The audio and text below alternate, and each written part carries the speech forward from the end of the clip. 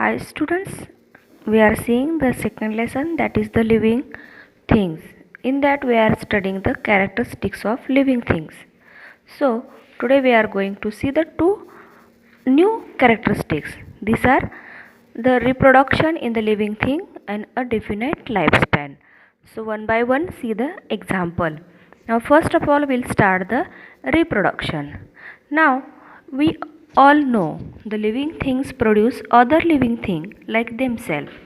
So some animals give the birth to their young ones. We know the most of the animals like mammals give birth to the young ones just like them.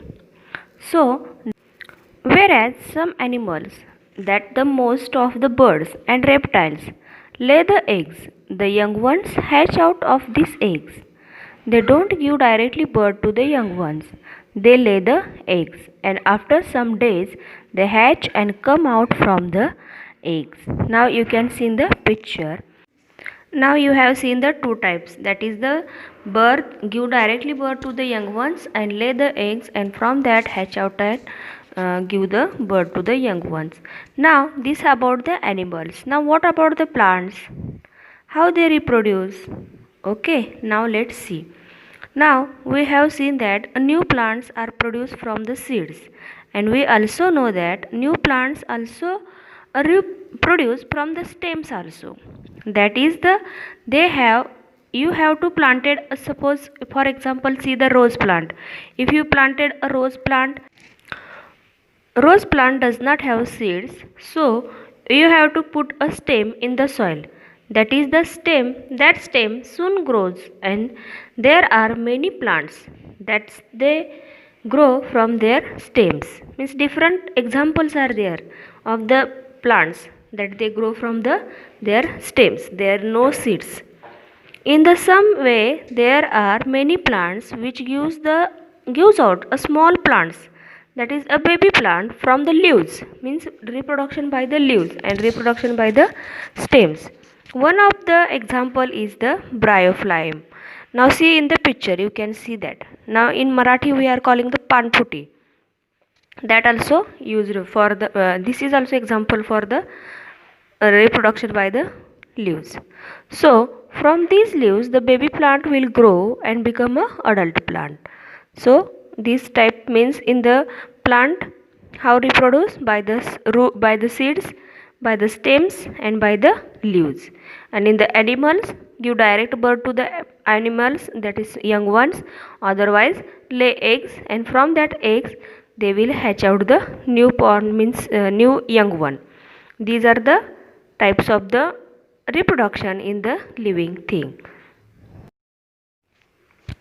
Now the definition of the reproduction. Now see the process, the the process by which the living thing generate a new living thing like itself is called the reproduction or a procreation. Creation, procreation. Now procreation means you have to produce a new living thing just like you.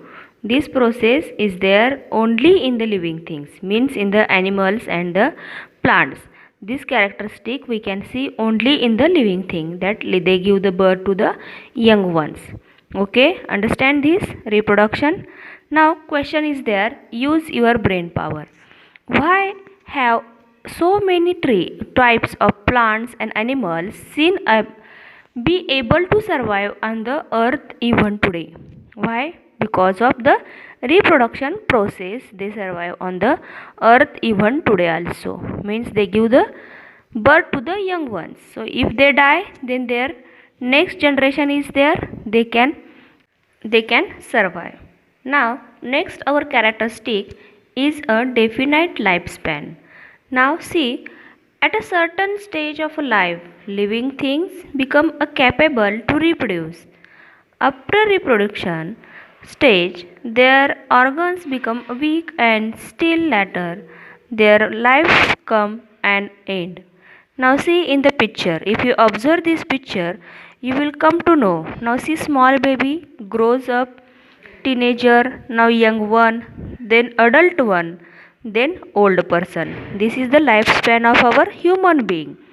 Now in the young period, means in the certain age, they can give the birth to the, they are capable to reproduce, and after that their organs become a weak, they cannot reproduce. So after their life come on to the end.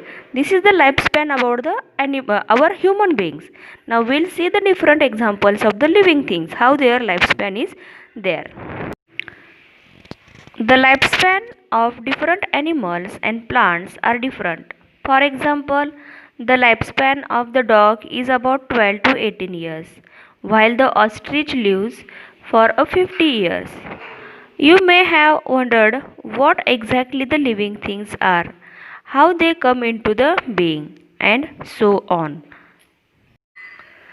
Do you know some animals live longer, some die within a days, within a hours? So we will see that.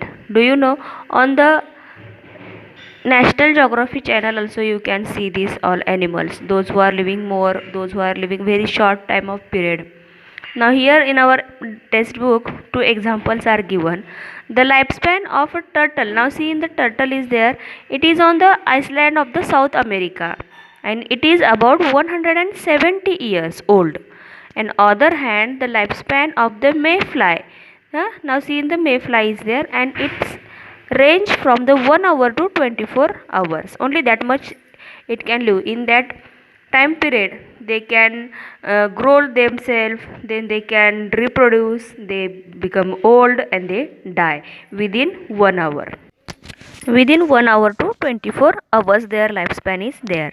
Now can you tell, observe the honeycomb and a wall, that are they made up of?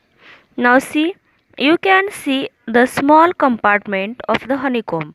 See here, hexagonal structure is joined together and these compartments are joined together to form a honeycomb.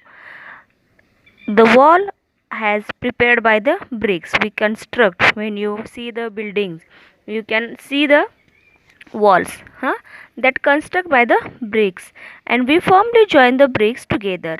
Easily we can join the bricks. Now you have to keep this example in your mind before study the next our characteristic, that is the cellular structure. The living things are made up of a small unit called the cells. Means one brick we join in the wall, that is in the living thing when we consider, that is the one cell. All the actions and process in the bodies of living things are brought about with the help of these microscopic cells. Now you can understand this. These are the very small cells and these are by this only we can survive. Now living things are made up of a single cells, means some are made up of the single cells and these are called the unicellular. Uni means one. Unicellular organisms. For example, amoeba, paramecium, these are the unicellular organisms. And other hand, the living things that are made up of many cells, they are called the multicellular organisms. For example, we all human being, animals, plants, these are the multicellular organisms. The amoeba and other some organisms are the microorganisms, they are the unicellular, while the man, cow, mouse, cockroach, elephants, banyan tree, the onion plant, etc., they all are the multicellular organisms. And all the characteristics of living things are seen in every cell. They show the characteristic of living thing, where it is a unicellular, whether it is a unicellular or it is a multicellular animal. Cellular structure is the main characteristic of a living things. Even though the number of cells are many, maybe varies, it is the characteristic of a living thing. Okay student, this much today. You study the reproduction, then lifespan of the animals and the cellular structure in the animals, and find out the new words and read this lesson 2 times 3 times. Okay, thank you, have a nice day.